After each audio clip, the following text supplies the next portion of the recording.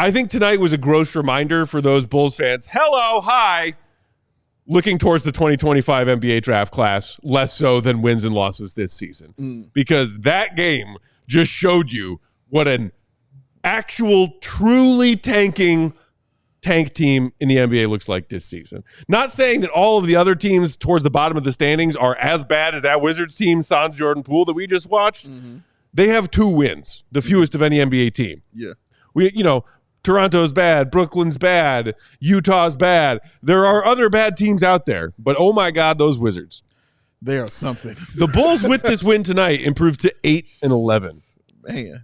The gap that exists between this sometimes fun bad Bulls team and that Wizards team, it is not a tanking season. Flatly, maybe they make some roster adjustments at some point before the trade deadline if they can, but right now this is not a tanking season, and that's a hard reality for some people to face.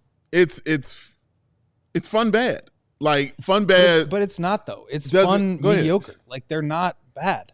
That's the problem. No, they're bad. Their defense is horrific. They're a bad defense, but they're not a bad team. They're 8-11. Like they're not a bad team. They're not a good team, but that's how you end up in the middle. And that's the fear. Like that's the situation that they're in. It's not even like a potential outcome or a hypothetical anymore. This is where they are. And I'm totally with you, Matt. Like they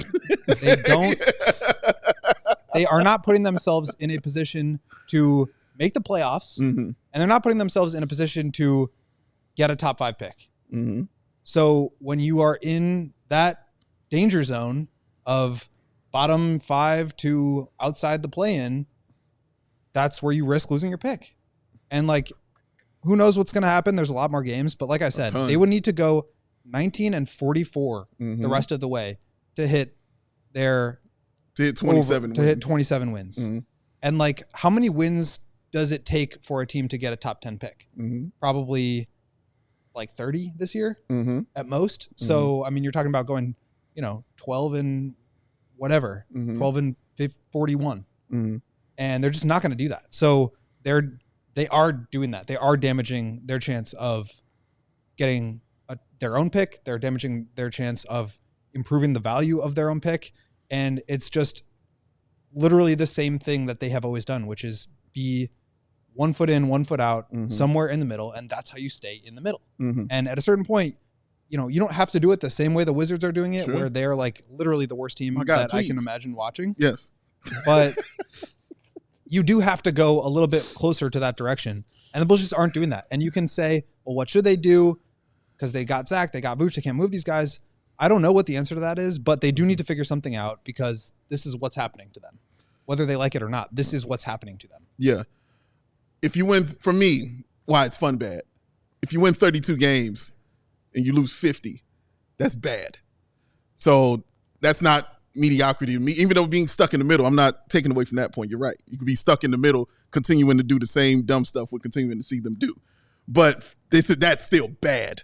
So that's how I look at it when I call a team fun bad. Worst defense in the league is bad. Like, they are just putrid at this. Watching these guys play that way, it's bad. The mediocrity is the offense is fun and it's putting you in that. You know what I mean? And kind of balancing that out like that. And that's how it's getting you to that mediocrity that you're talking about. But then also why they're playing these certain teams like Cleveland and, all these other teams pretty tight, and things like that, but still walking away with the loss. But it's what I thought they were going to be. Like, this is why I continued to say fun bad. I didn't think they were going to be near the bottom as far as a terrible team in the league. This isn't a surprise to me. It's to be a disappointment, and I feel that. I could definitely feel that. It could be a disappointment for sure. But this is what I thought it was going to be for them. They're fun bad. Like, I have fun watching them, but I know they're ass. To me, it's like, I hear and agree with what you're saying. Like, bad is a relative term. Sure. Right? Okay. Because, like, if you lose 50 games, you're bad. But if you lose 50 games and you're the 12th worst team in the league, then you're mediocre. And so maybe we have to, like, move the goalposts of what bad and mediocre is to where it's like, the bottom 5 teams are bad. 6 through 13 or 14 are mediocre. And then the teams that make the playoffs are some form of good to great or contender. Okay. Like, the Bulls are in that second to bottom tier where you're not good enough not a to top be, 5 you're not good team. enough to be in the playoffs. Maybe you can squeak into the play-in, but like how much of an accomplishment is getting 10th in the East this year? Not really at all. Not at all. And then you're not bad enough to be in the territory where you need to be if you want one of the franchise-changing players that's available at the top of this draft. So whether it's fun bad or fun mediocre or just mediocre, like they do need to get themselves out of that tier, because that tier is the no man's land. I mean, that's the danger zone. Agreed. Where I believe Tim Legman referred to it as NBA purgatory. Purgatory. Yeah, that's exactly what he said. Yes. Where you run the risk of losing your pick, where you, even if you do get your pick, you're getting like the 8th or 9th pick, and that's not really a player that's changing your future outlook, and you're not ever being able to compete at a higher level. Like the whole point of doing these like tanking years is to like put them behind you, right? To like get the guys and then move forward with it. And if you avoid that, you're just prolonging the situation where you don't have the guys, but you don't want to be bad enough. So it's just like not very good.